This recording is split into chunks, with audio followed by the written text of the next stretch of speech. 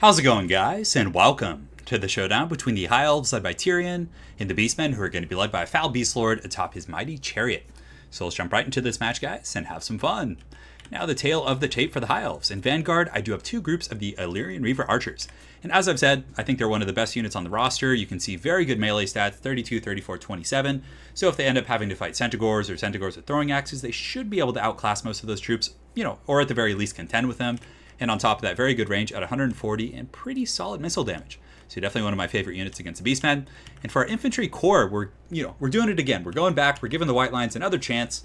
I know I've given them far too many chances, and it's funny when you look at their stats. It doesn't seem bad. You're like high leadership, good armor, melee attack, melee defense is decent. Granted, it is contingent upon martial prowess, but honestly, for the cost, I always thought they were really good if you just look at their stats, just on paper. But there's something about them that just, I don't know, they just never get the job done. But anyways, against like low tier beastmen like Ungors and Centaurs and things like that, they should be fine. Against Bestigors, it will be a little bit tougher. Two groups of the Swordmasters of Hoeth, and these guys are definitely pretty fun, and they should be able to take down Bestigors and pretty much any infantry.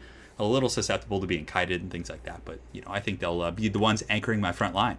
And now we have TYRION, our leader, our fearless leader, the ultimate Chad of the High Elf forces, and this is a good matchup. Morker is obviously a regenerating creature, so, well, does he do fire damage? No, I guess that's just a Sunfang, but yeah, regardless, he's very good at taking out like squishy lords. So Morker, he could probably outduel Khazrak with just his insane stats. And, I feel like this might be his niche. And if they have like Malagor hiding in the back, he's really fast with 94 speed and can really, go on the hunt.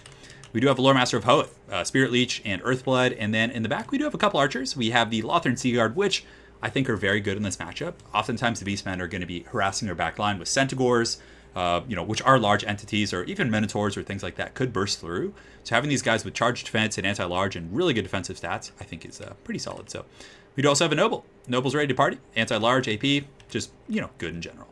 For my opponent's forces, let's go ahead and take a look. So in the front line, he does have a ton of Ungor Raiders, actually. Looks like in total he has 3 groups of those, a combination of Bestigors and Gore Herds. So just kind of a, mixed forces type army. In the flank, he does have Centaurs with great weapons, Chaos Poison Warhounds, and looks like he also has another pair here on the far side. Some throwing axes here, just in case I went with like dragons, so definitely a good contingency. And he looks to be summoning some Cygors, and he also has Devolve, but it's probably just going to be Cygor summoning. For his Lord, he does have a Beast Lord on a chariot. So this guy's a pretty good combat Lord. He's really cheap, which is nice. He has Bloodlust, which he can cast on an ally, so very much a support specialist. And Horn of the First Beast can give you charge, leadership, and 26 melee attack, so definitely not bad. So without further ado, let's get the show on the road. So right now I'm just sweeping in here with my Illyrian Reavers, kind of feeling things out, but these guys do have stock, so I didn't know they were there, and I actually took a little bit of fire. Didn't lose any models, which was nice. So I think at this point what I do is I get my Illyrian Reaver Archers and I just sweep around. So I come up and over here, and I think I start trying to fend off these Centaurs with great weapons and Poison Hounds, and we'll see how that goes. But aside from that, my opponent's going to be advancing his forces. I do have a bit of ranged superiority here. I think Lothern Seaguard are 165 compared to his 115. So at the very end of the day, at the end of the day, he's going to have to come in and fight me. So that's something that's nice about having a couple archer units. So here, I know there was a lot of kind of shroud and terrain, so I decided to pull back a little bit. And what this is going to allow me to do is like square up my army to his, and it's also going to minimize the time he can hide in the forest. So I try and come around, like I said, with the Illyrian Reaver Archers. But my opponent, realizing there was a bit of a threat here, and not a good trade for his troops, is going to pull back to his main forces. He's going to summon a Cygor, which will start to give him the range advantage. So Lothern Seaguard are going to come in here and start trading with my opponent's forces. You can see they're shooting at the Centaurs right here with throwing axes, doing some pretty good HP damage. And in just a moment, we will be switching our fire onto the Ungor Raiders, which are a pretty good target. And, Ungor Raiders giving some good counterfire to my Illyrian Reavers, but they're just going to get melted by the Lothern Seaguard, which are a far superior unit. See boulders coming in. It looks like it did miss on that first volley here, and these guys are just getting melted by these arrows, just taking a ton of damage from the High Elf missile forces, which are, one of the best in the game for sure. So the Ungors are going to have to fall back, but the Cygors, starting to pressure me. And obviously it's, throwing at a very expensive unit. Thankfully that boulder, that one just like went right over their heads, but he was throwing at the Swordmasters initially. So at this point, I realize I have to advance. I don't really have the opportunity to sit back because I will start taking some heavy damage. So I push forward with everything, just, kind of advancing with my Illyrian Reavers, and the Swordmaster of Hoeth are going to get in there, and we're gonna have a brawl, boys. So the White Line's getting in there, just all across the formation, just troops are engaging, and he does have a lot of troops over here in the forest. So I get my Noble and just stick the Noble on the Beast Lord trying to break his charge, but, I got a little bit sloppy there, but looks like the Beast Lord still does kind of get occupied, and it looks like from here everyone's fighting. So TYRION is just, leading the boys and Definitely looking pretty gangster here, but this is just so good and tasty right here.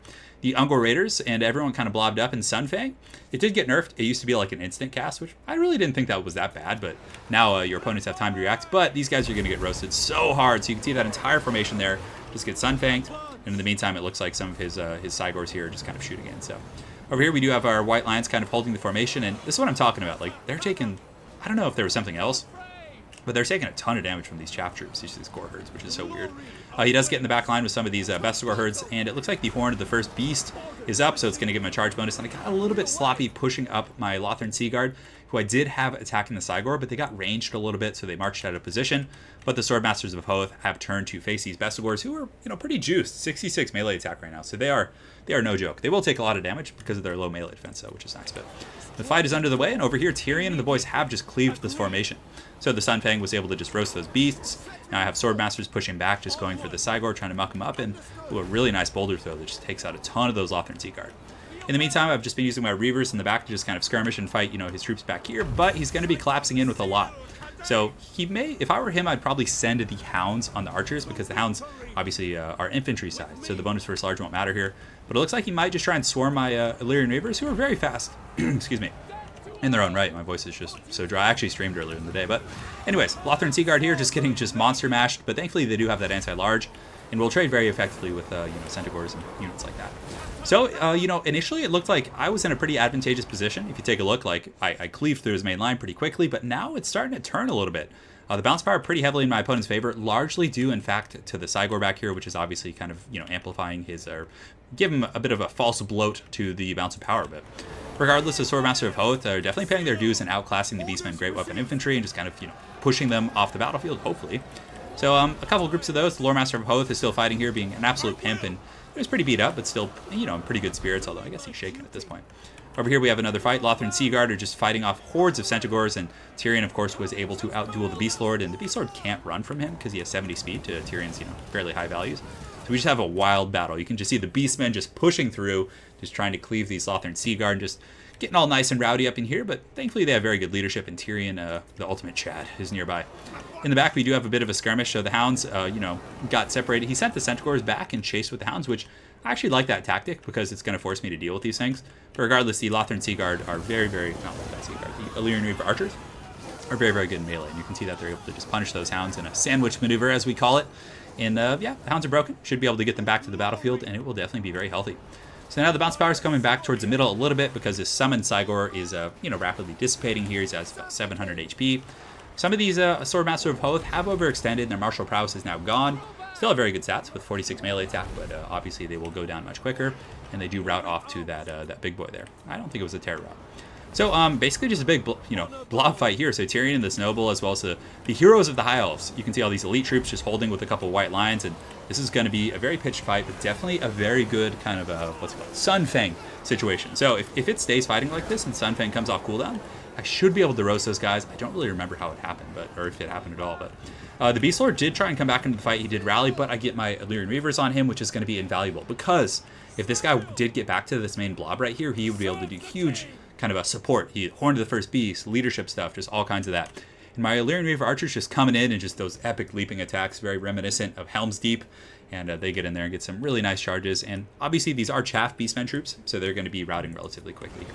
So Tyrion pops Faint and Repose, giving him melee defense and some other stats. And I waited for all of my troops to kind of blob up here, and then I used an Earthblood, which is going to net me some big value. Definitely going to be some good stuff. As far as my opponent's troops in the battlefield, he does have some Raiders coming back here in his Bray Shaman with Lore of Wild. But, you know, the Illyrian Reavers, looks like they might be able to get that Beast Lord off the battlefield. 8 leadership, 11.